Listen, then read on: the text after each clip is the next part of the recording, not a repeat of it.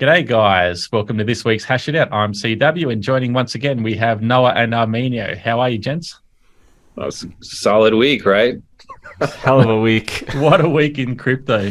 Where to begin? I think we might let's start on the banking sector, and SVB being the largest sort of one that's sort of been scrutinized at length over this last week. Let's start things off there and see where it takes us. Yeah, well, it started with Silvergate, right? Just a few weeks ago, Silvergate, yeah. And then we had SVB and Signature. The most interesting thing to me is that the part of their balance sheet that blew up was government bonds, which are traditionally seen as like, your grandfather's 60-40 portfolio. So I guess at some point, the Fed was saying, hey, we're not going to raise rates until 2024. And they said, that's great news. We're going to, expand our bond exposure. Yep. And then the Fed said, well, never mind. We're going to pivot. We have inflation now because, I don't know if they've ever actually tried to explain why they created inflation or how, because, who likes to admit they shit the bed, but change the definition. And they're about to do the same fucking thing all over again. We'll get to that, but so then now you have a bank that the part of their balance sheet that they had liquidated massive loss was bonds, which is fascinating because so just going back to that, I think it was the forecast, what people were actually investing in was basically a 0.1% of a change thereabouts. So if someone's making an educated sort of guess or assumption of what things would be in, say, X years, they're going off that forecasting provided by the government themselves. And obviously we've seen what's happened with interest rates. They've gone up a little bit more than a 0.1%. I think it's fives thereabouts. Yeah, 5 something. Yeah. So that's a significant increase. Yeah, and so my rudimentary understanding is basically they didn't have the funds to pay back what they owed on these loans, correct? And they didn't have the liquidity to cover. Yeah, essentially they had a bank run. They had a bank run, which is where you have depositors starting to withdraw funds, and then you have to cover. And, depending on the liquidity that you have on hand, you have to raise liquidity, right? And so you can be in a losing position, and it's kind of like a trade you don't lose until you close, right? That's what everyone likes to tell themselves when they're losing. Yeah, they pretend. Yeah. So, at that point, they had to liquidate assets to cover depositors that were saying, give me my money. And that just exacerbates the problem. Yeah, now they're taking losses, as they're losing money on their balance sheet, and at some point they went in, negative, and that's all she wrote. So yeah, and obviously, then sorry, go ahead, Noel. Well, maybe there's more to say, but I was gonna say, and then there was fear about, Circle and other companies with the reserves being in the banks, and the contagion. Spreads from there. Yeah. There was actually an announcement from USDC or Circle themselves saying that once the rumor around Silvergate sort of came to light, then they've transitioned their funds and transferred to, I'm assuming a lot of that was to SVB, and then across the board and things like that. So I don't think I've seen a reply to say where they've actually allocated their funds, which banks that was directly. But it's interesting. I saw actually there's some fucking no-name bank that they've partnered with now. It's Cross River Bank, which I've never heard of, but that's not the one that Sam Bankman-Fried had in the middle of nowhere, is it? Oh, who knows? No, it's fascinating. In my mind, I think one of the more interesting things here is that we've talked about black boxes a lot, right? And the difficulty in this entire situation was there's no transparency, right? Banks, basically, not in a good position. Nobody knows. Suddenly everybody finds out. Everything moves super fast in the digital age. So it's not like you read about it in the New York Times a week later. People know about it, in 5 minutes in Twitter, it's trending, and then, everybody's head's on fire, right? Yeah, the digital age bank run is wild. Yeah, there's a tremendous let's say acceleration in potential trends, right? And that's why transparency is important. But it's also, in a way, it's kind of funny. Like, okay, Circle, in my opinion, does a better job than USDT in terms of like transparency. And so, to some degree, it's like you either need to be transparent or show nothing. Yeah, right? You can't really be in the middle anymore in this situation. It's like somebody either needs to be able to see and understand and audit in real time, or just hide everything and deny everything. Yeah, well, that's a very good point, actually, because on one hand, trying to quash the sort of rumors and the speculation and things that sort of ignite that bank run or that fear and uncertainty and things, having things transparent, on-chain, auditable in real time, you can see a bank's reserves and things like that, whether you need to then act accordingly. That's one situation. But also we've seen on the other hand there, if something is a complete black box and you've got someone there saying there's nothing, it's all fine here, and you've got that meme and everything around just sitting on fire and everything like that, you just basically have to take someone on face value in that situation. But ultimately, transparency builds trust, doesn't it? Yep. It reminds me of, I don't know how long it was ago, but the whole proof of reserves thing with the centralized exchanges. Like, it's only half of the equation, if you're only showing a part of the truth, it just raises questions. Yeah. And when people start asking questions, then the fear comes, and then the runs. Yeah, I mean, central exchanges have the same problem in a way that traditional banks have, where you have an exchange that has its cold wallet reserves, and then its hot wallet, right? And because things fly in the digital age, there have even been a couple of times where they're like, "Hey, we have the money, it's here, but we got to get it from A to B." And then, what's their OPSEC on that? I don't know. Nobody does, right? Yeah, they do, I guess.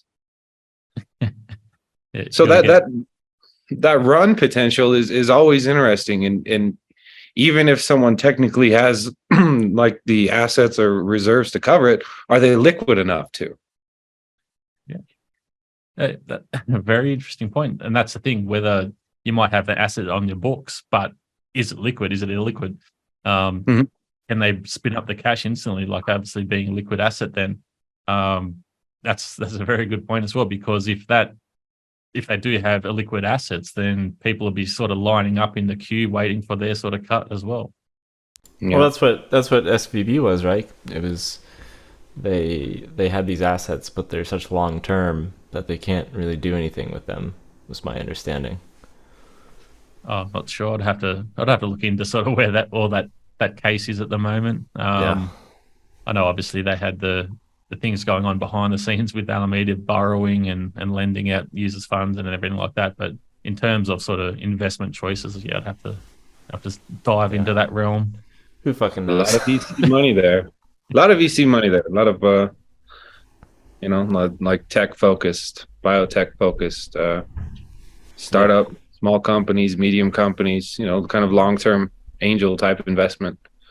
I was scared over the weekend. I work for a small startup company, and like, who fucking knows? A lot of people, their lives are totally disrupted by everything that's happened. And I mean, that's the thing that we need to like take a step back and really look at is. Okay, we have this fractional reserve system, and we also have this information age where, that type of run, give it 2 days, right? Yeah. There were a ton of people that, basically got wind and were rushing for the exits. Some people got out, some people didn't. Yep. You know, then in a way, it's kind of a shame. But the system itself, you know, that's a net possibility. Yeah, and when you get into the insured banks and now the Fed backstopping depositors, or however you want to call it, the bank program, it's a bailout really. Yeah, things get dicey. That's what I almost broached the subject earlier. How we got into this mess in the first place was just from the printing. The money printer goes brr, and it's a little tricky because we're at this kind of critical time where inflation needs to come down, but now we're turning the printers back on because we need to save the day. And it's like, shit. You know, it's a moral hazard situation. In Colorado, I'd call it ice water, right? You get in the water and you can try to get out of the water and your ass is going to freeze to death, or you can stay in the water and you're going to drown, right? You're fucked either way. Like, there is no good way forward. And anybody that tells you otherwise is just lying. So, you know, you could potentially, you know, nobody steps in, and maybe that teaches self-responsibility, right? You know, we could hope, cross our fingers, or somebody steps in and, you know, the can gets kicked down the road, and it kind of creates a incentive or mindset that, you know, you have this backstop, so why worry? I do have to say, I'm happy to see that the banks themselves are not getting bailed out. Mm-hmm. It's just the people that had deposited money in the banks, and I think you know, a bailout is a bailout, but that is a key difference. Yeah. So, you know, that'll ease the pain a year and a half from now when we're all eating bugs. So, like, obviously I'm not a US citizen, so it's kind of like I've been following what's going on, but it doesn't sort of apply to me personally here in Australia. But in regards to, say, is it the FDIC? Is that the insurance mob that kind of looks after everything? Is that that's capped at 250K, I believe. So anyone who has a deposit under that, they're made right through that insurance. Is that my understanding? Is that correct? Well, in the US, we have a lot of programs that are supposed to pay a lot of things that are underfunded. Yeah. If everybody that's insured got their payout, like, it's just the system completely breaks. Yeah. But what's happened now with this these bank runs is that the Fed has decided to step in and make depositors whole, even outside of that 250,000. Yeah, so it's a very good point as well that you raised. Making people whole, that's the right sort of thing to do in a moral sense. Yeah. But then it opens up the flood markets then, basically, because you basically have no obligation to make your repayments, etc. You know, I think that I tend to lean towards the very unpopular position that if people recognize giving their money to banks is inherently a risk, they would push for better standards. Yeah. Right? To where if everyone were to look at their bank and say, okay, well, if this does blow up, you know, it was my choice to sign a contract to give this entity my money. And I would hope that collectively people would start demanding better standards, particularly transparency, right? Yeah, well, that's another good point as well. That's unpopular. It's so funny though, because when you put it like that, it's like, oh, I don't know. But then we say the same shit about crypto, and it's like, well, hold on, like, what are we doing? Custody, you know, knowing your assumptions, having trust, blah, it's blah, the same exact thing. It's the same exact thing. The difference is there's these other parties that are supposed to take care of everything when things go tits up, right? And so, you know, people look at it and they're like, well, it's a bank. I'm not responsible if a bank, you know, mismanages the money that I gave them.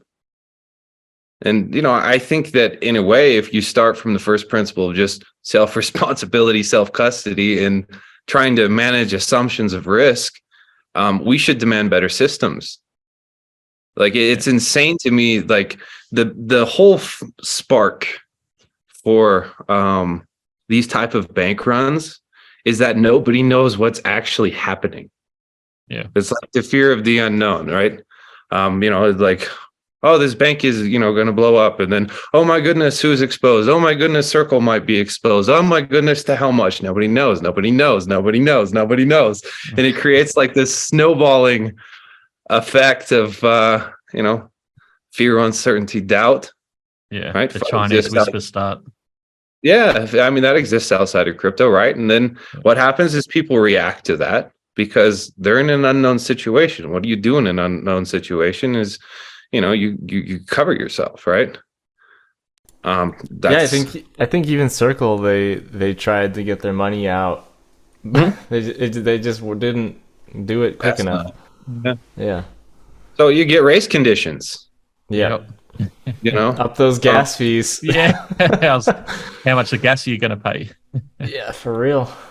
They would have paid quite a lot, I imagine, if they could have. So I default from the first principle that people need to be responsible, right, for how they chose to put their money. Yeah. First and foremost, like if they can't be responsible for what they did with their money, how are we going to build a better system? Yeah.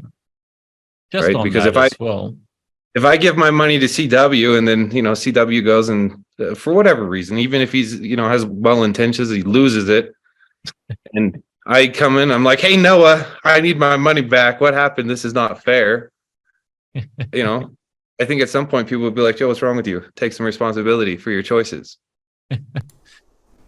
Yeah, but you put it in a big building in Wall Street and you put it in a big building and then you say, oh, but it's backed by this arm over here, and look at their logo and their badge. They're responsible for you. They'll take care of you.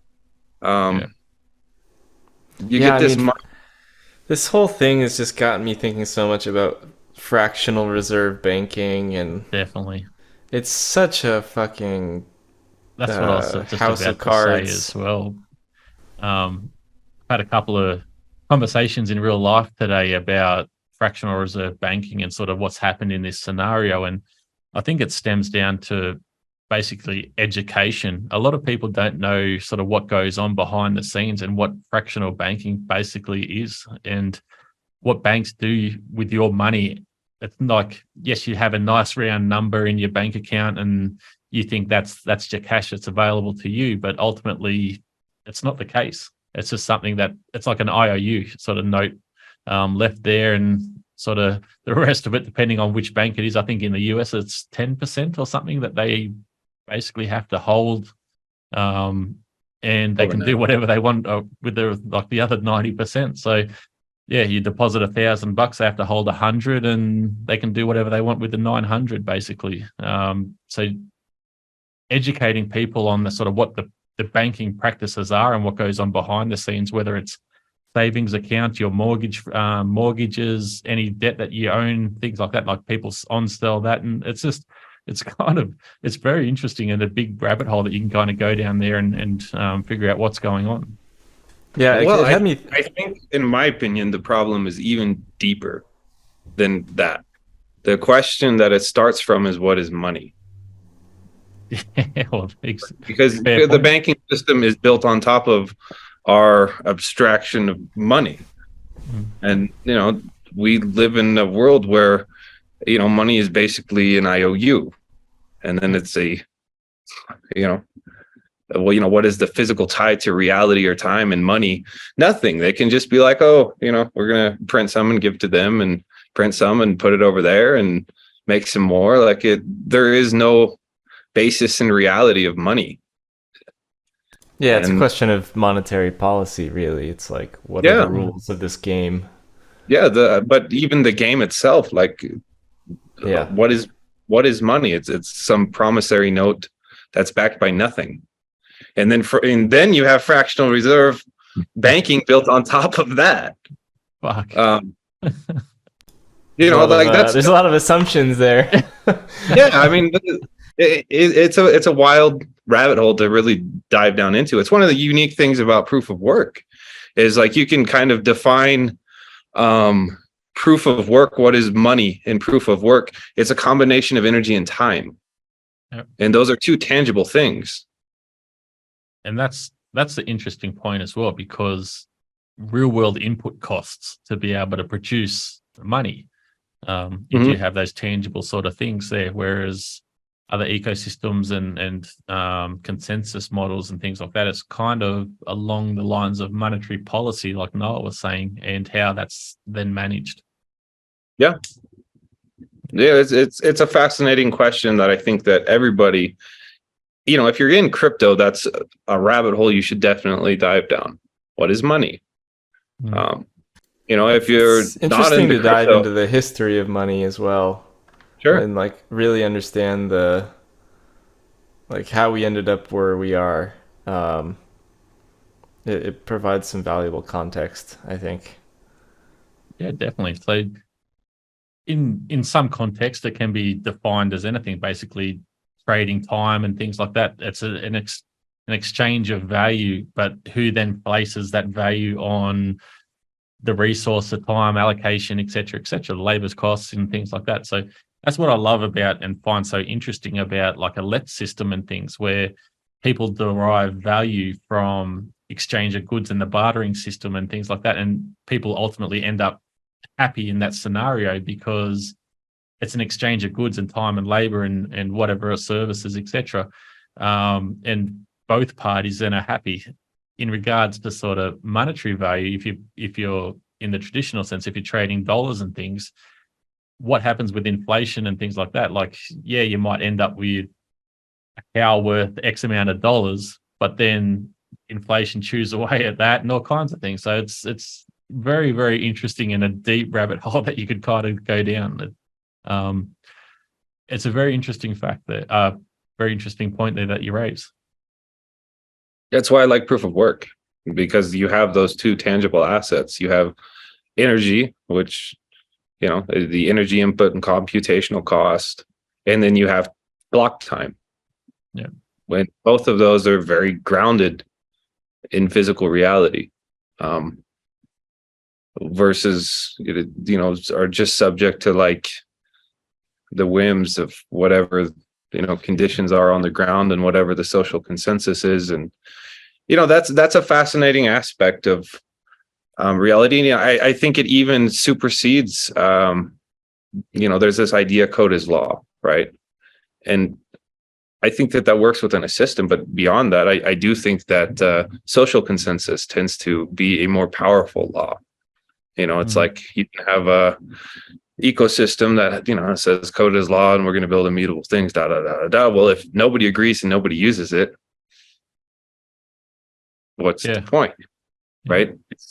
So ultimately, we kind of collectively make decisions in this world to some degree, and money is, some strange abstraction of, time, energy, labor, input costs, rarities, scarcity, value. It can be defined a lot of ways, some of which are pretty tangible and some of which are very subjective.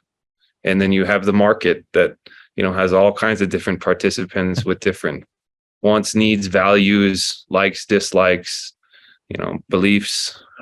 It's a wild world that we live in. We often hear the term sort of hard money thrown around in crypto. What's hard money basically defined as? So if you can look at proof of work, let's say Ergo, right? Every Ergo took a certain amount of energy, which, in this case is electrical energy and computational power, and time. Yeah. So you could say, okay, within this block, how much energy was the mining network of Ergo, and how much value of, let's say, the electricity, the input costs, and, relative to the amount of tokens that were paid out.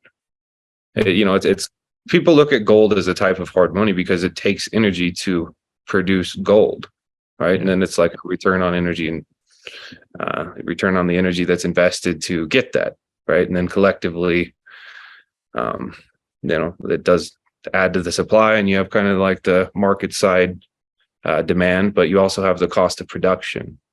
And that cost of production is important in terms of having hard money. Then you have other things that have very, very little cost of production and are much more social oriented. It's like, hey, we're going to start a coin and we're going to airdrop it. Yeah, well, it's got me thinking, like, if you look at what the Fed does with money, it's like, let's say you have a blockchain that has the ability to just arbitrarily change tokenomics anytime. We need more tokens here, we need more tokens there, we need to get rid of some of these tokens. Nobody would want to use that because it's at face value. Like, people just know in crypto it doesn't make sense. Like, the monetary policy doesn't make sense. Well, there's no forward guidance. I mean, that's the entire problem with Silicon Valley Bank. Is at the time their biggest problem was whoever was in charge of making their investment allocations trusted what the Fed said. Yeah, they shouldn't have done that. They shouldn't have trusted that interest rates weren't going to rise until 2024. Yeah, the risk profiling there on that.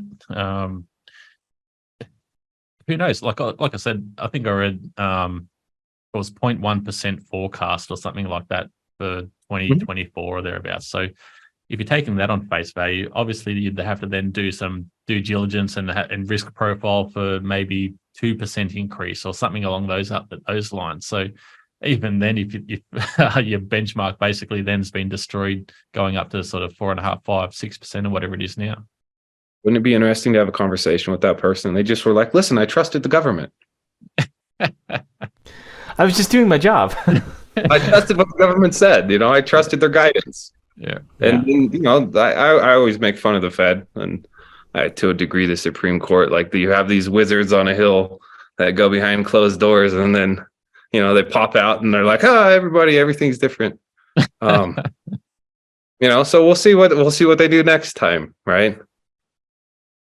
Oh, fucking wizards. Yeah.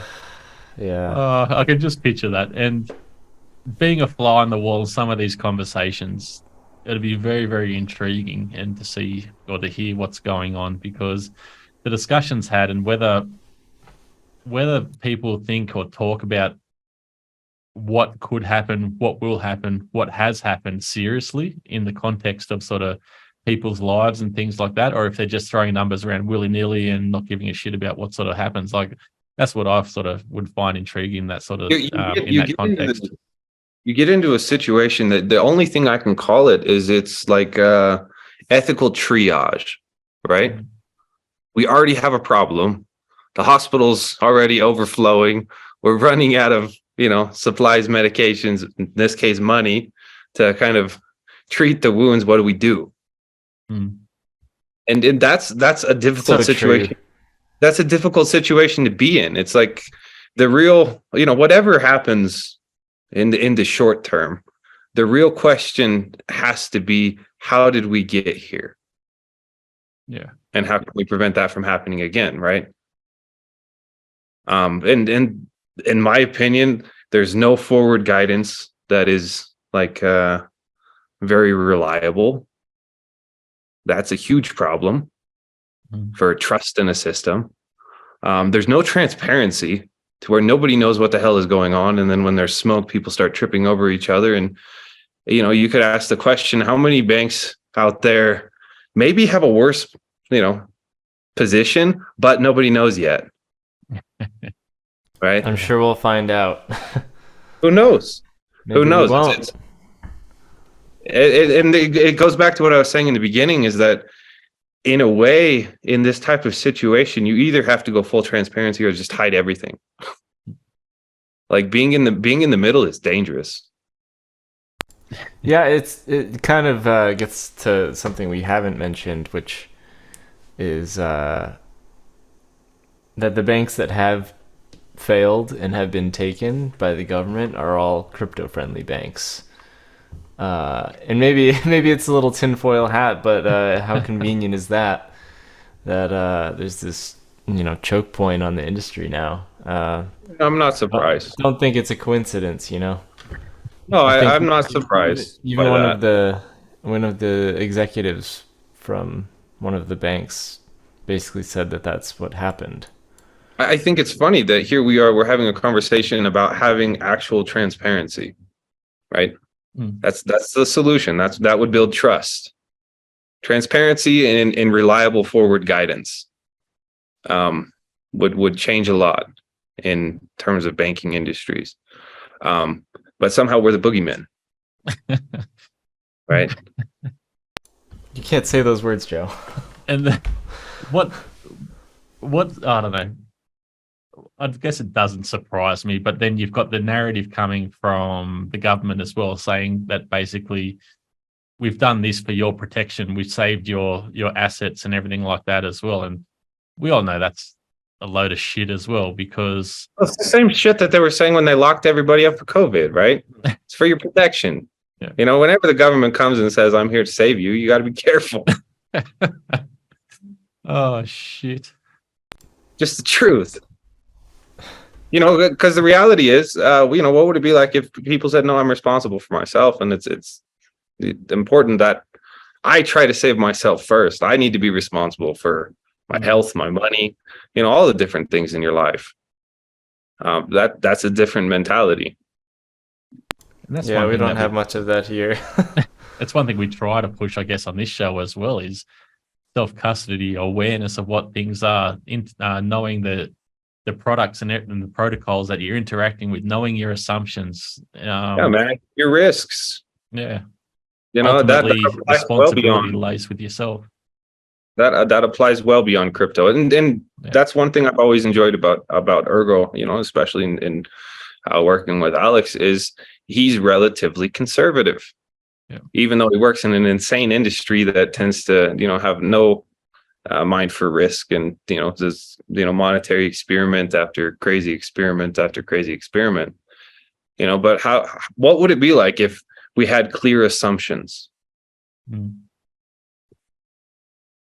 Well, it's a very good question, because I think like the FTX, the UST scenarios, all kinds of things wouldn't have sort of come to light, or the fallout wouldn't have been as strong, because people would be able to see things, call it out for the bullshit. Like we know a lot of people, like on the UST front, did call it out, and ultimately sort of disregarded and commentary around basically saying stay poor, or be happy staying poor, or whatever it is.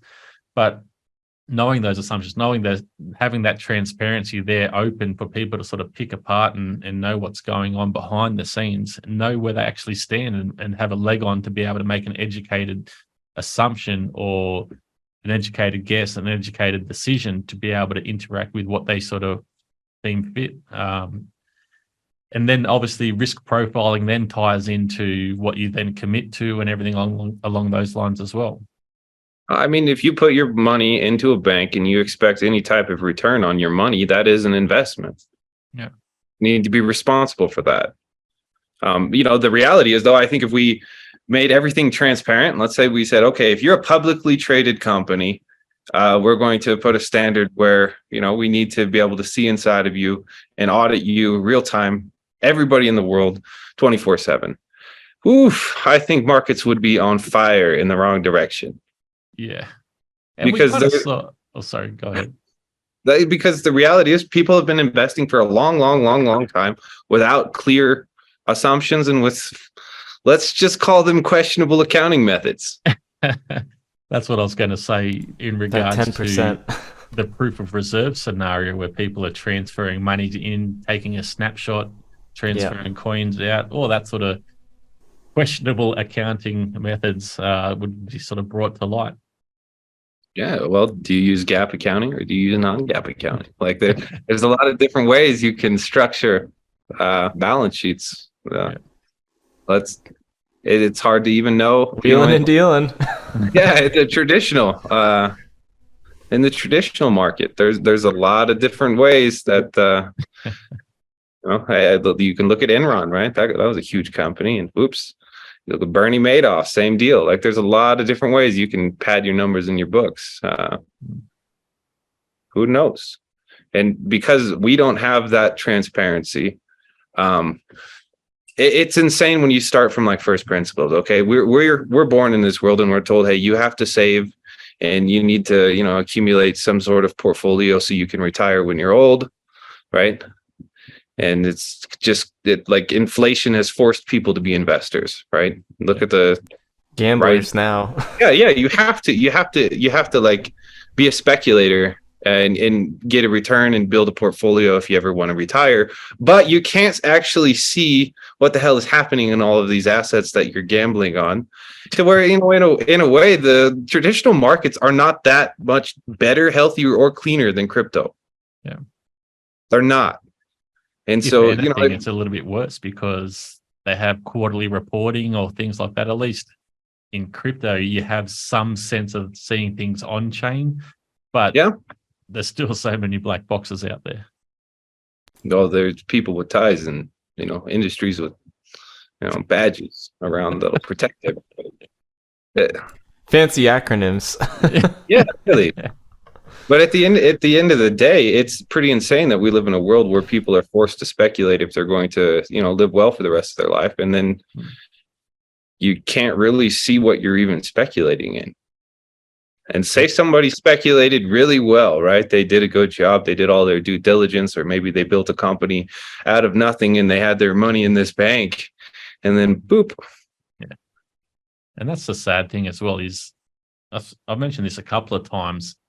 People are forced to live that lifestyle now to try and get in front, to try and have some sort of funds there for retirement and things like that. And they're forced to take on speculative sort of high risk investments because it's not easy to get out of that sort of rat race and things like that. Or I don't know how to describe this, like your class of living and things like that, trying to take that next step and trying upward mobility. Yeah, it's the upward mobility, but even that, just the carrying cost of life. Yeah. Just the carrying cost of life is something that there's a lot of people out there that they grind to make that work. Yep. Sad state of affairs, if you ask me, from the bottom to the top. Yeah. And it starts with the question, what is money? Yeah, it's pretty grim. Yeah. Just like zooming out, it's just like it takes a toll, man. No, it does. It is a crazy world. And then it's like, okay, well, what direction are we moving? We're moving into this potential reality where you look at all of these different parties and they're just like absorbed into one potential. If you get into the CBDC side of things, it's potentially like one entity. It's controlling top to bottom, and that may be worse than this, system that we have today in many ways. There will be efficiency gains, certainly, but let's see how much flexibility there is. Well, that's something that haven't brought up today, and that's the speculation around when we could see a CBDC. And me personally, my take on it, this is the beginning of sort of that implementation by pushing banking. Next could be crypto entities and stable coins, USDC, USDT, all these sort of things. I'll throw that out there as a speculative sort of guess of what sort of the industry could be seeing in the near future. It's an interesting take. Let's see. I think we got some time. My personal opinion, if you want like my tinfoil hat guess, is that, the situation has to get to the point where people would accept it. Yeah. And then you have to ask the question, okay, well, what environment would it take for people to say, hey, this is a good idea, right? And whatever that environment is, if that's coming, we may just see. And a good fun times ahead. Yeah, it is what it is, man. A good use case on that actually is it Kenya? Mm-hmm. Or Nairobi, where they've actually initiated the the CBDC, and people are basically revolting and destroying ATMs and all kinds of bits and pieces because they don't want to be tied into that system where there is overarching sort of potential state surveillance and narratives and programmability, et cetera, et cetera. You now have the all-powerful nanny state. That will be there. It's no longer compartmentalized where some of your risk is in the bank and some of your risk is with this counterparty or that counterparty. At that point, it's just like, top-down nanny statism. And there's, let's see what happens. Yeah. It's not a reality that I think is necessarily positive in many cases, because money is at like its very base an exchange of energy, right? It is very base. It's just you take your time, energy, and you exchange it for something that you want. Why do you need a third party there to tell you what you can, what you can't do, how you should spend your energy? And now we're back to P2P systems, right? And why, systems built on first principles where you have no central controller of money. It's just participants. Why that's important? Because it's voluntary. You don't have to use crypto. It's a voluntary choice. It's nonviolent. It's just like, if you want to mine Ergo, mine Ergo. If not, there's a ton of other things you can mine. If you're not a miner, there's this proof of stake stuff over there. You can go play in that peer-to-peer side. But it's just a voluntary choice to shift how you choose to exchange value. Yeah, very wise words there, mate. And we're coming up to time here, actually. And I've got a burning question that's sort of been niggling away at me this whole recording, and that is self-custody of cash. And what's in that pot behind you, Joe? I just need to know. That pot behind me? It's a rice cooker. Is it lined full of $100 bills? No. There's nothing in it right now. I've got a big brick oven that's wood, and so you just put some rice in there and water, and it's got a little stone on the top that when it has enough pressure, the stone lifts and it kind of steams. There you go. There you go. Yeah. Cook with fire. That's what it's for. Yeah, who needs cash when you got a rice cooker? Yeah. And put anything in it, get some wood, start a fire, that thing will work. Happy days. Yeah. All right, gents. Well, it's been an interesting sort of topic that we've actually had bestowed upon us this week, being able to discuss all this banking sort of shenanigans that's going on. We've hashed it out. Is there any last words that we sort of want to discuss or have touch on this week? There was another $200 million hack yesterday. Just thought I'd slip that in at the end. Yeah. Well, maybe we can touch on that a little. I don't even know what it was. I just saw the headline. There's too much noise. I'll be honest. Today I stopped caring about whatever's going to happen. I don't have any money. Me too. It's and now I'm going to go unplug. There's a good day to go and touch grass, as they say. That's exactly right. I highly encourage everyone to get outside and touch some grass, go for a walk, have the sunshine on your face, forget about sort of crypto and everything, because it'll always be here. It'll be here tomorrow. It'll be here in 5 years' time, just depending on what sort of situation or state that it will be in. It's just yet to be determined. But ultimately, live by your principles, know your assumptions, and try and sort of survive this sort of turmoil at the moment, because it's pretty long-winded, I think, in for the foreseeable future. Yeah, we'll see how we come out the other side. Yeah, it's crypto. Everybody's head's always on fire. Yeah. Just another week. Yeah. Very well put, mate. All right, guys. Well, it's been a pleasure chatting once again. Thanks, everyone, for tuning in. It's been a pleasure chatting. Have a good one. See you next time. Have a good one.